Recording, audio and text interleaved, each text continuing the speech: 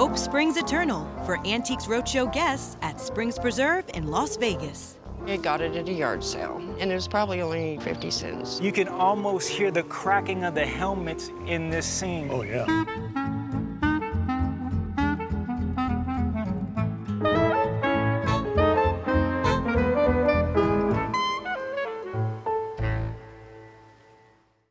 This episode of Antiques Roadshow is made possible by these sponsors. Springs Preserve has been called the birthplace of Las Vegas. In fact, the name Las Vegas is Spanish for the meadows. And although it's located in the basin of the Mojave Desert, this place was a kind of oasis in the early 1900s when railroad development brought migrants and commerce. Today, Springs Preserve educates visitors about the importance of water to this desert community and beyond. Roadshow has been flooded with treasures from all over the region. Let's see what our experts have to say.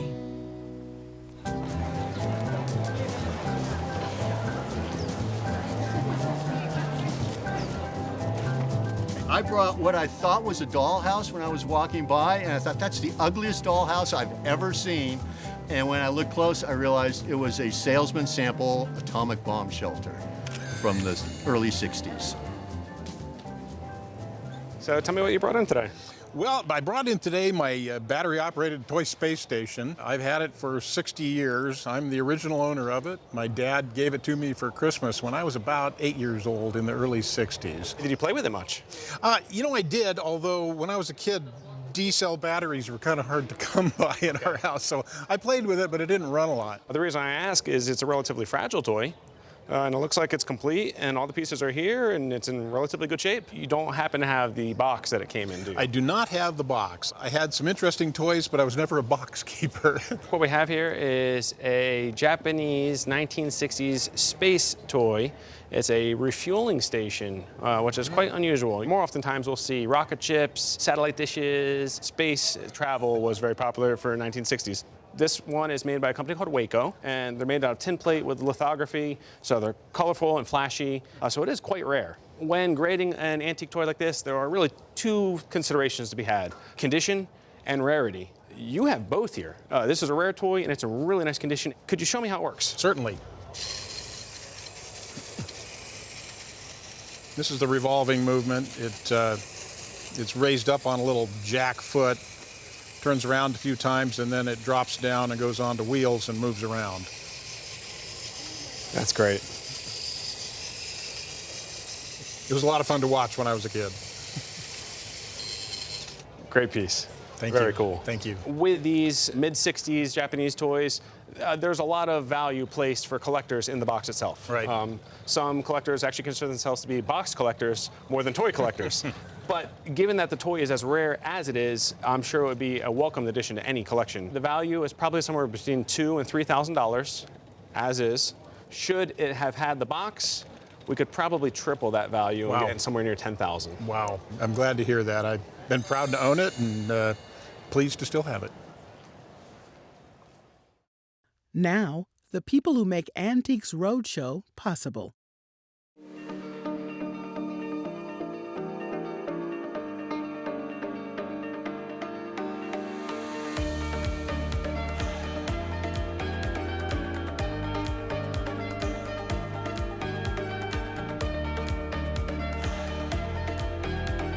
On an American Cruise Line's journey, you can explore the Columbia and Snake Rivers. American Cruise Lines, proud sponsor of Antiques Roadshow. Well, my brother passed away in 2014, and he left them to me, and he wore this all the time in the 70s. And then he showed me this and said, back in the 70s, that Charles Revson gave this away as a gift to, he was advertising his makeup or perfume. It's the first time I've ever seen one with the original box. Now, in 1969, Aldo Cipullo came up with this idea of making the love bracelet. And the premise was that it would be worn every day. It wasn't all the time. All the time. It wasn't something you took off, you put on. He went to Charles Revson, who was the owner of Revlon Cosmetics. Right. And that's what this one is over here on the left. This is the costume jewelry version of the love bracelet.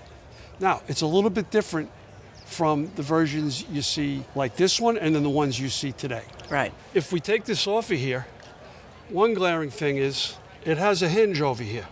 Right. You can see inside, it says Charles Revson.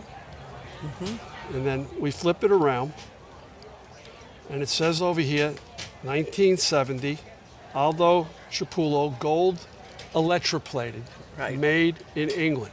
So he takes it to Tiffany, and he says, hey, I got this great bracelet I'm doing. Let's do it in gold. And Tiffany says, we'll pass. He takes it to Cartier, and they decide to go ahead with this bracelet, the love bracelet. Of course, they start making an 18-karat yellow Right. gold. Instead of having a hinge, at two ends, there's these tabs. These tabs slip into there, Right. and you put the screw on. But it's only meant to go on once. Exactly. And it came with a screwdriver. This is the early ones. This is done right after this. Cartier. Then it says love, stamped in there. Right. And then with a different font, which I find interesting, bracelet. And then over here, you have Aldo Cipullo's name. Right. All right? If you see a new one, his name's not there anymore. It's wholly Cartier. It's really so much about make love, not war, that ethos that started to sweep the country when we all were living in the 70s. You want to know who made it cool? Richard Burton gave one to Elizabeth Taylor. Right. There you go. The fact that your brother was wearing this was pretty cool. Yeah. He was definitely a trendsetter. It's harder to find the men's size. If you go to replace that today, retail, and you got the box, you're looking at, I would say, 1,000 to 1,500. Oh my gosh. Yeah. For the... Oh, for the gift with the purchase, right? You bought makeup and you got, or perfume and you got that. Amazing, right? That is amazing. So what are these worth? Yeah. A smaller size, ladies, Right. retail, they're around 7,500. Good night. Yeah, I'm sure the men's version is at least 1,000 or Okay. so more. So I would say at least $8,000. Oh my God. You know, 8,500. He would be so thrilled. He would think this is just so cool.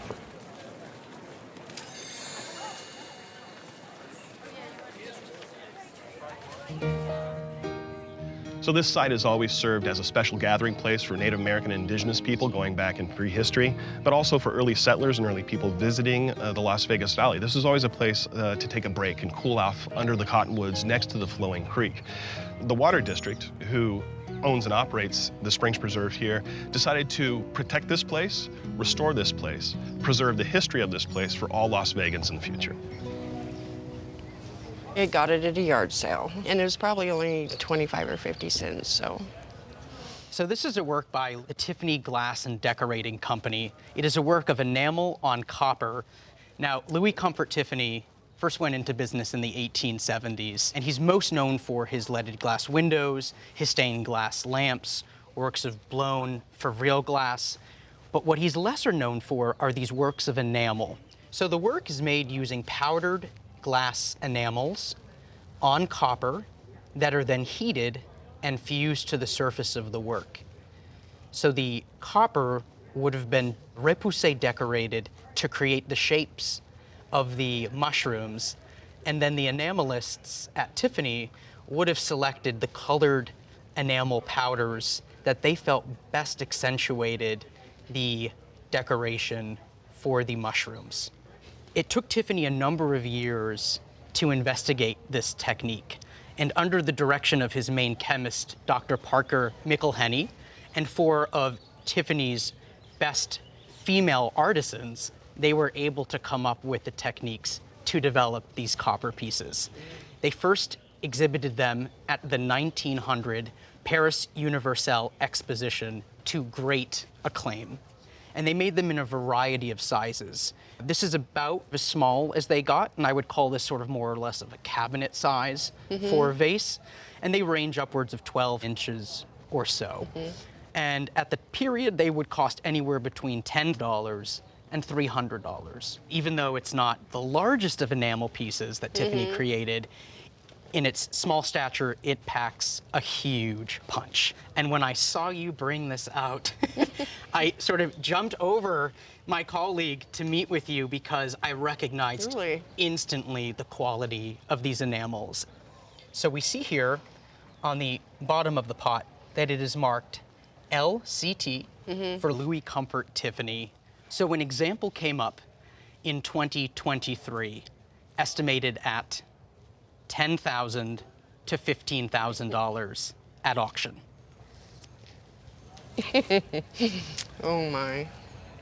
That piece ended up selling for $34,000. Ooh. Oh dear. Well, I don't know what to say. I think today, conservatively, this would be expected to bring anywhere between $10,000 and $20,000 at auction. Oh my goodness. That's just a little more than I anticipated. I mean, I just use it to collect feathers in.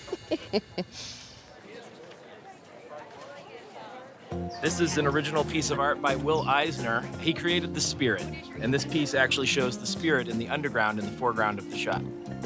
I think I paid $200 for this. It's kind of cool, huh? The RCA dog, so I found it online. The thing with the RCAs is kind of before my time, but my wife, when I met her, she had a real small little Chihuahua dog. And my grandfather was like, hey, that dog looks like the little Victrola dog. So after he told me that, I started collecting RCA stuff just because it looked like the dog. I got it for $100. Yeah. This dress belonged to my great-grandmother, who immigrated from Sweden back in the late 1880s to Minneapolis, where she lived. She obviously was an activist. It says, down with the trusts, free silver, free lunch. And the William Jennings Bryan speeches when he was running for president in 1896 were mostly on putting free silver into the markets. Okay. So there are three things there. Okay. We've got trusts.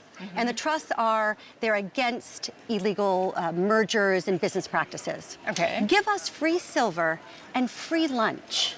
Free silver was the free silver movement. Okay. And what that means is in 1873, there was an act of Congress that took silver out of being legal tender. It was not going to be used anymore. Okay. Gold was really seen by the silver people as people who were oppressing us. They were probably robbing us. They were not for the people. So the silver was seen as the people's currency. The free lunch part is interesting. There was a political cartoon that talked about the people who were silverists being just sort of scoundrels who hung out at bars waiting for a free lunch, that they were just low-level people. And here your ancestor is saying, we're going to take back. We do want a free lunch. And they're kind of using the joke on the people who made it. We are those scoundrels at the bar. But we're more than that, but we're the people. Okay. One of the things that drew me to this dress is the story of your ancestor. So here she is, a young woman, made this dress, I'm sure, in a sort of country I'm from the people, maybe this is meant to be wheat. And she's supporting her community. She's supporting the movement that was helping all of her community. I love the fact that she's jumping in as a new immigrant and she has a political voice. I have never seen something like this before. It's wonderful. This is such a small dress, and this is our smallest mannequin, but we had to pin it open because we just couldn't get the buttons closed. As a regular late 19th century cotton dress, it has a value, without all this trimming, $225, $235, something like that. With all of this added aspect, this applique, the history of your family, and where it is in the world of political altercations, I will put a retail value of $3,000 to $4,000 on this. Yes. Wow. Yeah. That is amazing. So They'll take care of it instead of Yeah. I would put $5,000 on this for insurance purposes. Okay. Wow, we'll get that done. The smaller picture here is a picture of my Aunt Bertha, who owned the painting, and I inherited it when she passed away. And she knew the artist. He was from another town, but he ended up in Reno, where my aunt and uncle lived. And I'm not sure exactly where the picture was taken, but it looks like it was probably a studio. And do you know what she might have paid for the painting? I don't have any idea. She and her husband, Arthur, were close friends of the artist, so he may have given it to them. The painting is by Ben Cunningham. It is oil on board. It's signed and dated lower right, 1941. And looking at the painting stylistically, we know it's going to be before 1942, 43, because at that point, all the work becomes very abstract. He doesn't really do figural work anymore. On the back, there's a label that says 1941 as well, and the title, Musicians Number 3. And there's a fun label from an exhibition in San Francisco in 1942. I find it interesting that she met him in Reno. He's from Colorado, but he did end up in Reno, where he studied architecture before going on to San Francisco and really pursuing art. And I have to say, as a native San Franciscan, I know him because of his connection to the WPA work that he did on murals. And in particular, he's one of the artists who worked in the Coit Tower. Cunningham is a very well-known artist, and his work is in lots of famous museums, the Guggenheim, MoMA, but the values have not really been in alignment, I think, with what you might imagine for someone who is famous. An insurance replacement value in today's market would be $12,000. Oh, okay. All right, well, that's helpful. I don't have it insured yet with my house owner's insurance. They don't usually cover art unless it's itemized. Over $5,000 is a general rule of thumb, but you got to talk to your agent.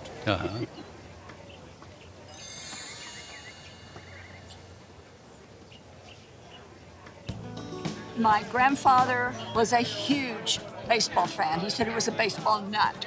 I don't know if this is an item that should be passed on to family or if it should be a garage sale item.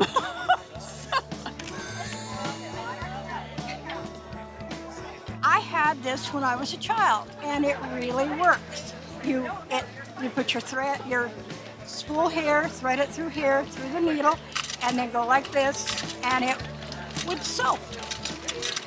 And I used to make doll clothes with it.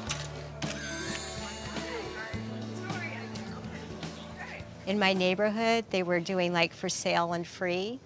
And so I went and saw this picture, and I bought it because it reminds me of me and my husband. That's my husband, and that's me. The woman that I bought it from told me that her uncle lived in Oklahoma, and he bought it from a Native American artist. But she only wanted $100 for it, and I was surprised. The artist's name's Acee Blue Eagle. He was born in 1909 and died in 1959. Pretty short life, but very prolific. He is Pawnee Creek. There's a resurgence of Native art in the 1930s and 40s and 50s, and he's really leading this resurgence from traditional and moving it to the contemporary. He's using very traditional imagery with the deer, but adding a stylized element, which is more contemporary, like you have the thunderstorm with the lightning and the rain clouds. He was a World War II vet. He also was a teacher at Bacon College in Oklahoma, and he started painting in the 1930s, and he just really took off. And there's a lot going on at this time with flat Native art. And you'll see in Santa Fe, you have the Dorothy Dunn School, and even in Oklahoma, there's a group of Kiowa called the Kiowa Six doing traditional works. But he's really leading this renaissance of traditional art into this new contemporary scene, which hadn't been seen before. So I believe he made this circa 1940s, 1950s. It was a later piece for him. It wasn't one of his founding 1930s, 20s, 30s pieces that he would have done. What do you think it's worth? Well, just the framing alone. I'm going to guess $1,000 with the frame. So I'm taking the frame completely out of this. The painting on its own, it is tempera on paper, At auction, conservatively, I would expect it to bring $2,000 to $4,000. Wow. I don't think we expected that. This is for our grandkids' nursery. This is way better than Peppa the Pig, right? I think it definitely beats Peppa the Pig. Yeah, absolutely. That's awesome.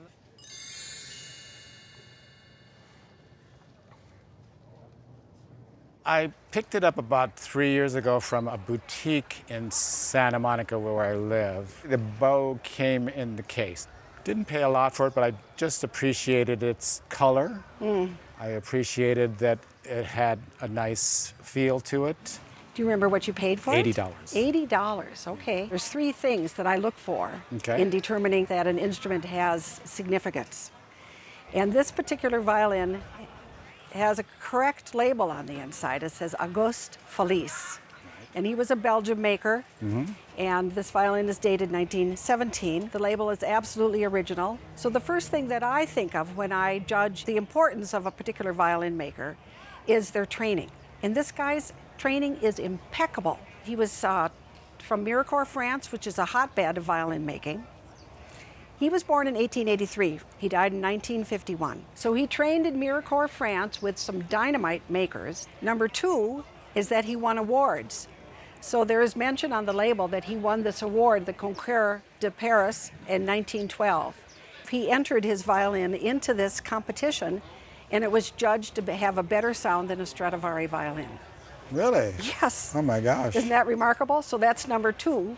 Number three is just the quality of the craftsmanship. The top is made out of spruce, and the back and the ribs and the neck and the peg box are made out of flamed maple. I would say 99% of all violins have a spruce belly and a back of maple. The bow is a French bow made out of Pernambuco wood, which only grows in Brazil. You can see that the frog is made out of ebony, and it's mounted in sterling silver. And the bow would have been made around the same time as the violin, right around 1915, 1917. It doesn't have the maker's name on it, but it's an important bow, and it's a beautifully made bow, and for sure it's a French bow. So I'm going to put a conservative value on it, as is in a retail setting of $4,000. For the bow? For the bow. Wow. And the violin, I was thinking $150. the violin is a professional caliber violin. As you can see, it's not ready to be played right this instant, and so as is value would be $22,000. Okay. And I think that it would take about $1,000, maybe $1,500 to get it really in tip-top playing condition. And if you put the work into it, it could have as much as a $25,000 retail value. That's very, very good. It's a lot more than I thought, a lot more. Yeah. I mean, I was thinking $6,000. Oh, $6,000? Yeah. Historic well derricks, tall wooden structures once used to pull water from the ground, are now enduring symbols of the past, and Springs preserves dedication to preservation. The first well on site was drilled about 100 years ago in 1924. Back in the 1930s, there was a major drought happening here in southern Nevada, and they saw the spring mound and thought it was just a big water bubble that they could go over and just prick the top of it and water would start shooting out the top. Well, little did they know they had to drill down about 500 to 800 feet, and to do that, they had to erect well derricks and well equipment to be able to drill those boreholes down. It wasn't until the 1970s that the Las Vegas Valley actually started getting deliveries of water from Lake Mead. Prior to that, the majority of water that was used here in the Las Vegas Valley came from this site. These heads were sculpted by my mother to be used for the series Rawhide, and they used them for the titles. They commissioned her to make them, and then they rented them from her. And there's a rental agreement for $150. We've got Clint Eastwood, Eric Fleming, and Paul Breniger. She did the sculpting on set, and so she was there a lot. Word has it that my little sister and I were actually taken there to meet Clint Eastwood and meet the actors and visit her while she was doing this. And she just talked about how friendly they are. Did you have any memories of that at all? Or? No, I was 4, 3. My mom was a sculptor, so the house was filled with sculpture, art. As she got older, she'd ask me, well, what do you want for your birthday? And I'm like, just give me some of your art. I think Clint I got about 30 years ago as a birthday gift from my mom. Wishbone a few years later. And then when my mother passed away in 2017, we found this other one in among her garden shed. She studied at Camberwell School of Arts and Crafts in London. That's where she was born and raised. And so she started in the program when she was about 16. She finished at 20 and then was a professor there for a few years before she emigrated to the U.S. And how did she get into Hollywood? When she first came to the U.S., she lived in the Midwest and didn't love it and went to California. And to find work, she worked for the Knickerbocker Toy Company, making boxes for toys, designing them, and then also doing movie titles. And she made these in 1964, according to your documentation here. These were only used in the last few seasons of Rawhide. Rawhide was one of the most popular American Western TV series. And throughout it all, we had Clint Eastwood. Now, he was second billed. We had Eric Fleming playing the trail boss, and the second in command was a very young Clint Eastwood. And before that, he'd done a lot of smaller roles in smaller movies here and there and a few Westerns, but he wasn't the big iconic star and director that he is now. When the series started to wind down in its last year, Clint Eastwood finally became the trail boss. And then they canceled the show. He went to Spain, started shooting spaghetti westerns as a man with no name, and then his career just took off in 1967 when those movies got released. And then you've got Eric Fleming. After he got let go from the show, he went on to go try to have a movie career, but it was very short-lived because he drowned in a canoeing accident in South America while filming High Jungle. You don't see very many props from this era, let alone props as important as these, because as you tuned in to CBS, you'd be watching the opening credits and the sculpture would appear. So they're heavily featured. With any television and movie props, provenance is very important to the value. And you've got this receipt here. It adds and solidifies the story so somebody can be absolutely confident on what we believe is true is now documented. And we believe a good auction estimate would be $8,000 to $12,000. Wow. Wow, thank you. Awesome, thank you. My husband, who passed away 20 years ago, was into antiques and art, and he had it for many years. And he got it when he was in the military in Europe.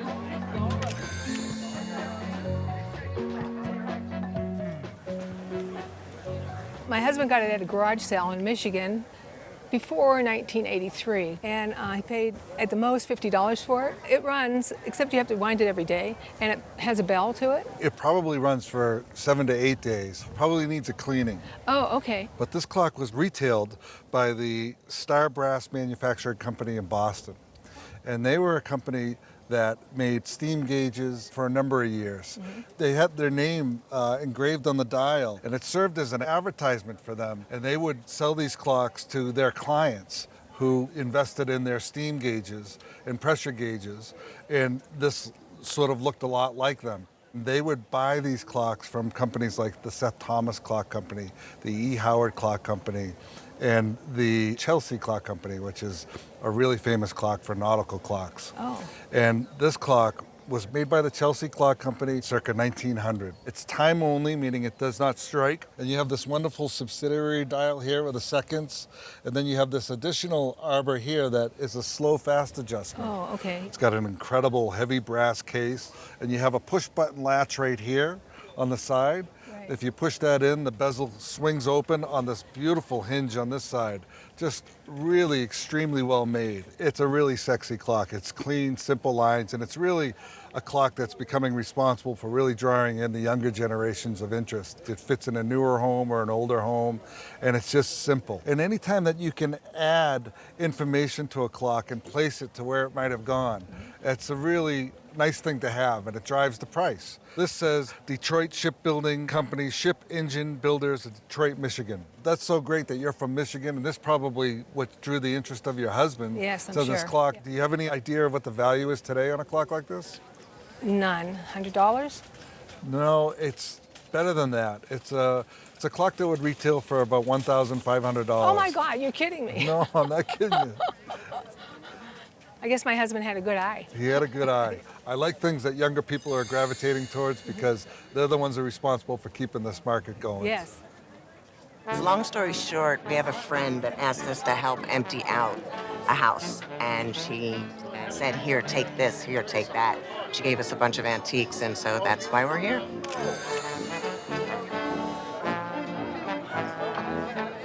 Don't know much about it at all. We picked it up at a yard sale. What did you have to pay for it? $3. Yep. I see that you've got somebody off to your side. Yes. You get in there.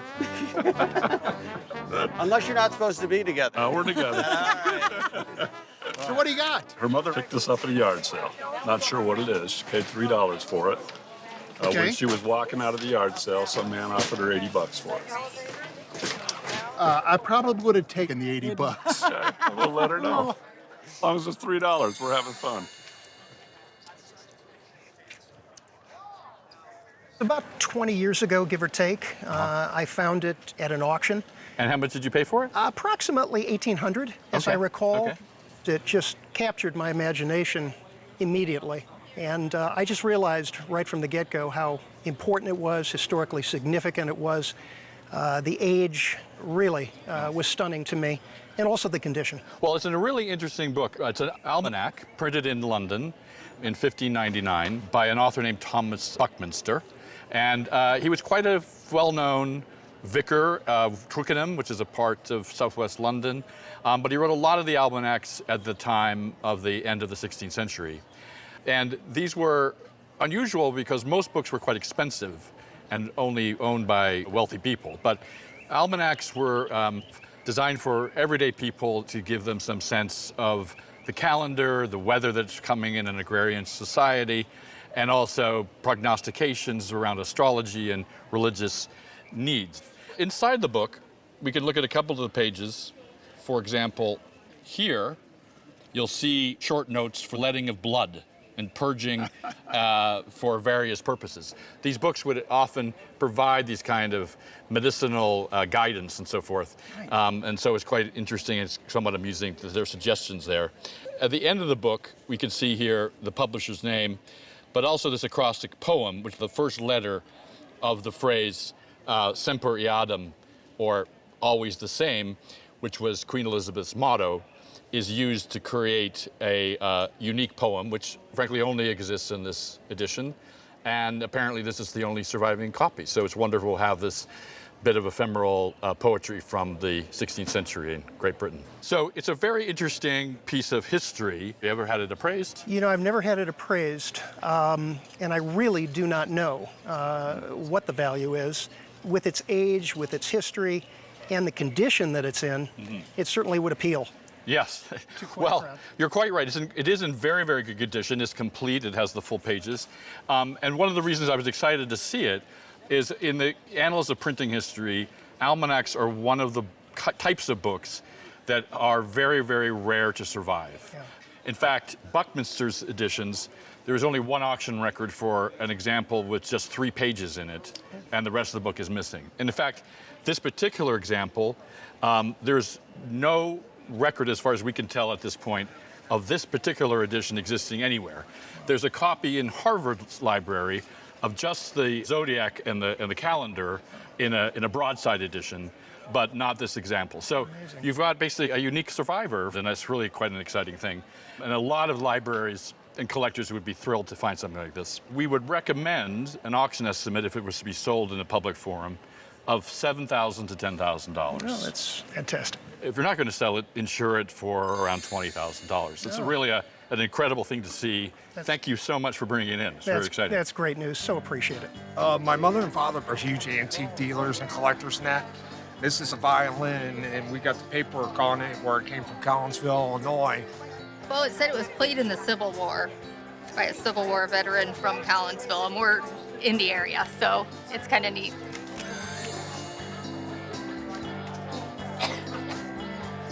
My husband got it at an antique store in Houston, Texas. I don't really like it, but he does. That's all that matters.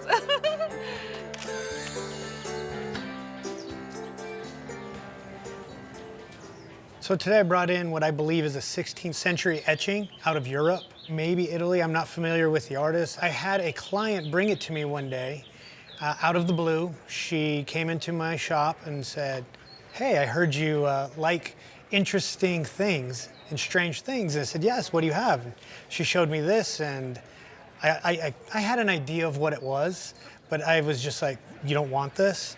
And she was like, no, I feel like you would take good care of this. And so she just gave it to me. It was out in the open, and I eventually framed it just to protect it. The client of mine that brought it to me, she had found it several years prior to moving to where I live. And when she was doing a home remodel, it was in the wall. And that was about 25 years ago when she found it in the wall. The stuff of legend. Yeah. Well, in fact, it is a 16th century etching, and it's by Augustinus de Musis. He's also known under his alias Augustine Venezia because he was from Venice. Okay. He was a Renaissance artist. Not much is known about him. We believe he trained with Albrecht Dürer, but we have no proof. And he's very much in the Mannerist style. Each figure is exaggerated. That's why we call it Mannerist. And it's unusually large for the 16th century. There's a date on the print. It says 1518, and I believe it is an early edition, but it's very hard to tell without examining it out of the frame. It is in pretty poor condition. Mm-hmm. The framer over-matted the print on the edges to hold it down, and I believe it's been trimmed. We know this is image loss here, but what we don't know is what's under the matting that the framer did. How much loss is by his face, for example. These are things that could affect the value. So you've got tears, abrasions, surface wear, toning, fading. Nevertheless, he's a great artist, and it's very hard to get anything done by him. If you look at the skeletons and the wings and the faces, it's still quite a deep, sharp impression, which is good because, as you know, it was printed on a copper plate, and the plate wears out the more the prints that were made. So it's a multiple. We don't know how many were printed, but we do know that it's very scarce on the market today. The estimated value for a print in this condition by de Musis would be anywhere from $800 to $1,200 in a retail setting. Okay. We may be able to get more if we can see the full print and see what's going on under there. It's been exciting owning this for the past 12 plus years. It's one of my favorite pieces that I have. It's a masterpiece. Oh, thank you. Everyone loves skeletons, so it's a fabulous print, and you're very lucky to have it gifted to you. Yeah, thank you. Las Vegas is known for its popular entertainers. The Springs Preserve has a local celebrity who has come out of his shell. So Mojave Max is a desert tortoise. He is a mascot for the Desert Conservation Program. He lives here at the Springs Preserve out in our desert tortoise habitat, which is about a 15-acre area where he gets to just be a tortoise, walk around, do tortoise things. So desert tortoises are herbivores, so they are looking to eat plants. They're not super picky. They'll eat flowers, they'll eat cactus pads, grasses. They're just looking for something green. They will actually spend up to 95% of their time in a burrow. So it's pretty rare to see one in the wild or here at the Springs Preserve. They will live up to about 80 years. Max is young at about 20 years old, so he's got a long, long lifespan ahead of him.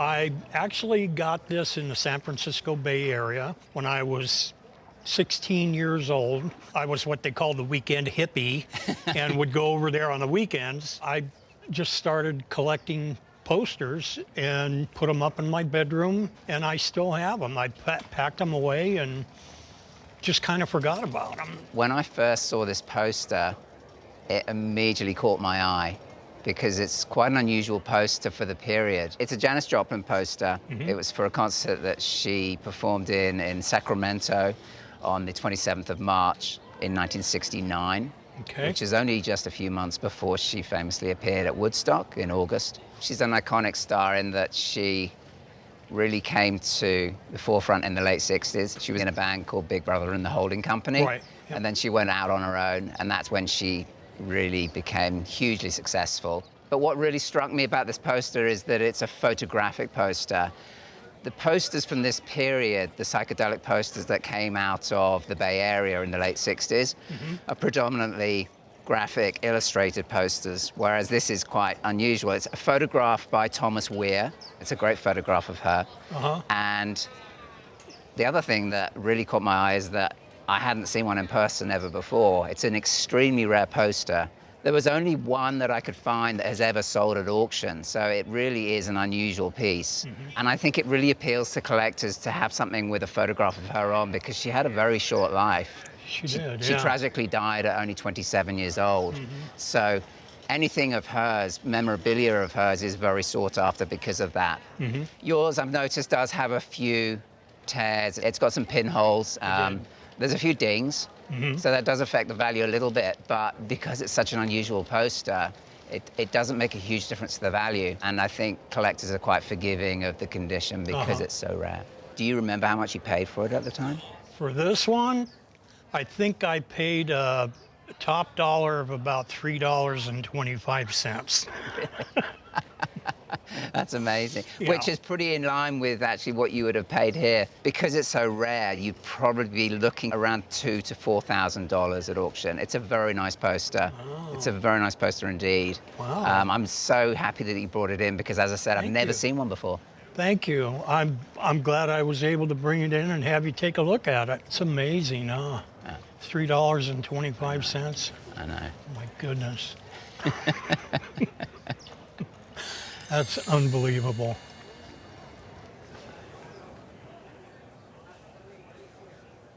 There was a box at the auction that I wanted some items out of, and this pendant was in that box. And what did you pay for the box? Around $15. And when was that? About 2 years ago.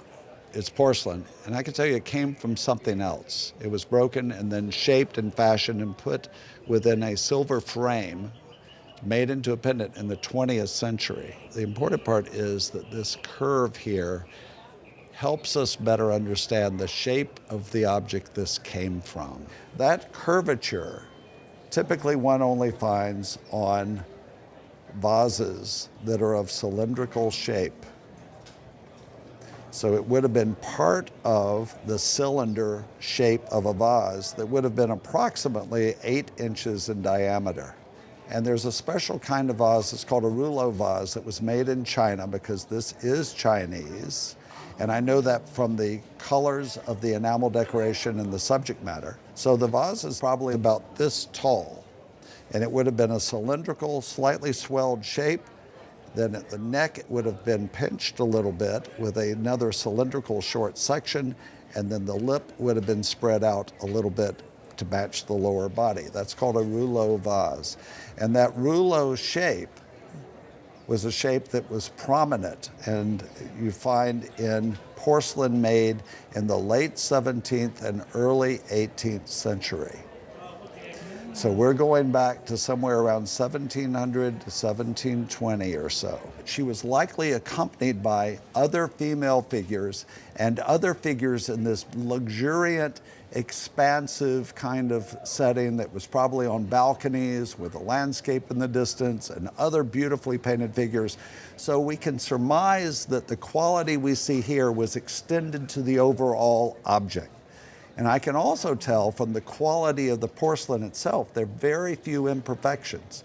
So that this came from the very finest of the porcelain kilns in the city of Jingdezhen, which is where this porcelain was made for the Emperor of China and members of his court.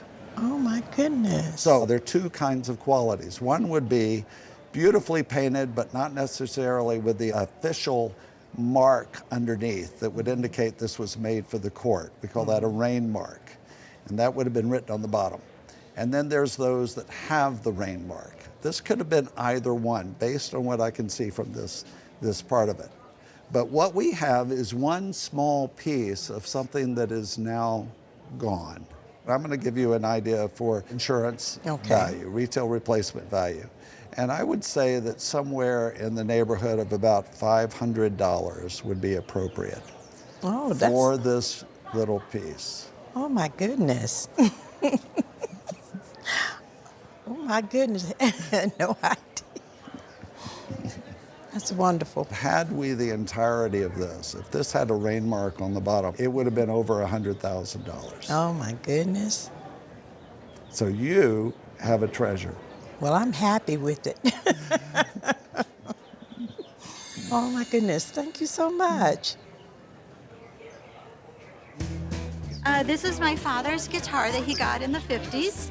And he actually traded a $5 pistol to his brother for it. He played it his whole life.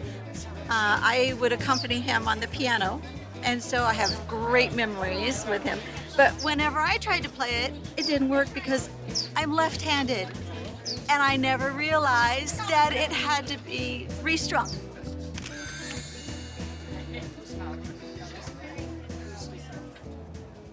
I bought it because I was told it was a protector for the head, like an early helmet.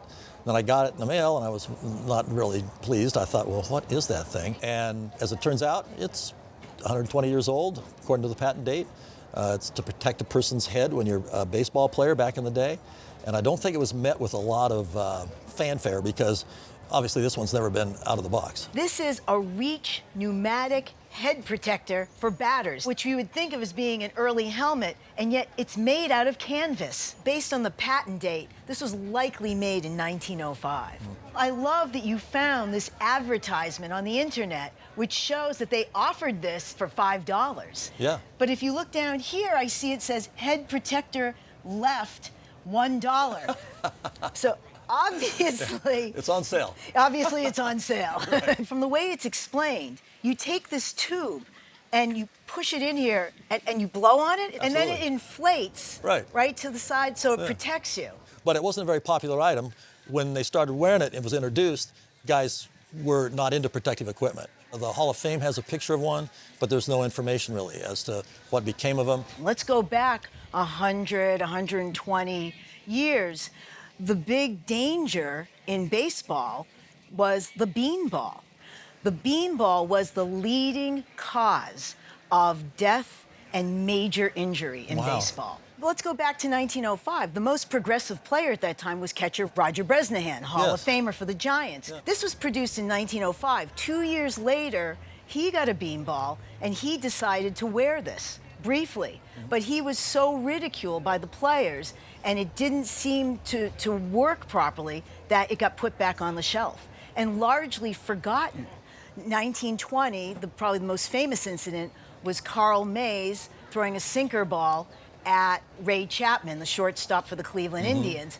And unfortunately, Ray Chapman is the only baseball player, major leaguer, to ever be killed. Yeah, I've heard about that, yes, absolutely. And at that time, they thought about instituting some sort of protective layer, but it never got beyond a certain point because baseball players didn't want to appear weak. And the other is that they felt that was going to be too restrictive, too heavy. Okay. They hated them. Fast forward to 1971, Major League Baseball came out with a mandate for all new players. They had to wear plastic batting helmets. When did you buy this and what did you pay for it? Well, it was over 20 years ago, bought it through an auction. I paid $600. The only example that we could find was in the Hall of Fame. Yes. And there's no box. So as far as we know, this is the only one that exists I'll be darned. with a box and Wow. all together and in this condition. That's amazing. Well, that is amazing. We would put an auction estimate today of $8,000 to $12,000 on it. That's amazing. That is amazing. It really is. I'd insure it for probably somewhere around $15,000. Wow, that's pretty cool. I appreciate that. This was a birthday present for my mother about 35 years ago. It's been sitting on a shelf. Blue is my favorite color. She knew that, so that's, you know, and had kind of a tumultuous childhood, so that kind of goes with the pattern on the vase as well. It says Allison, 12167, so I don't know what the number means. Hopefully there's not 12,000 of these floating around.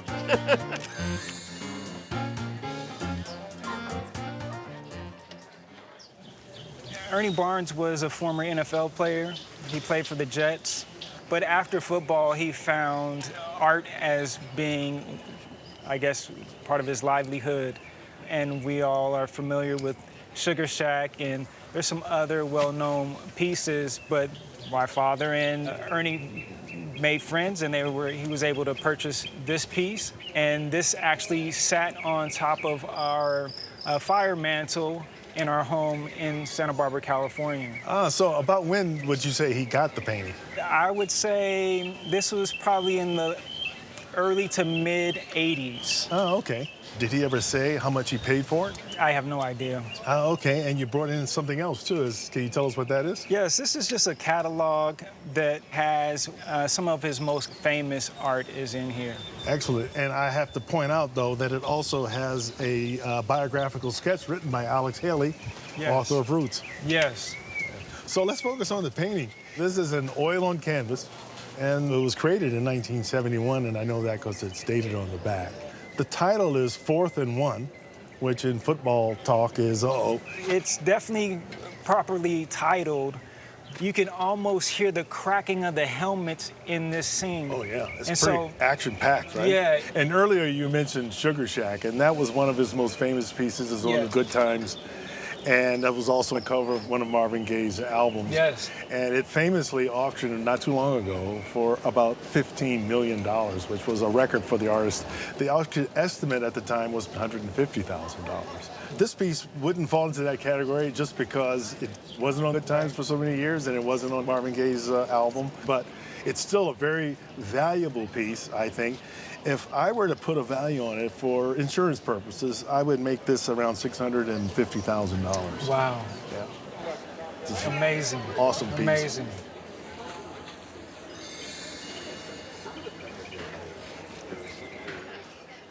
And now it's time for the Roadshow feedback booth. I'm so excited to be at Antiques Roadshow, I can't even tell you. I brought my great-grandmother's locket necklace. I found out that this is not a diamond, so I was a little disappointed, but the wonderful appraiser told me that this is worth about $500 to $600. It's gold-filled, and here's great-grandma right here. Well, these all were inherited from Mark's family, and my mother-in-law told us they were very valuable, and that was a big fat lie, because they're not. But we like them anyway. And then there's my $2 comic book. Now this is, oh, thank you. This is very rare, but it's not in good condition. $200.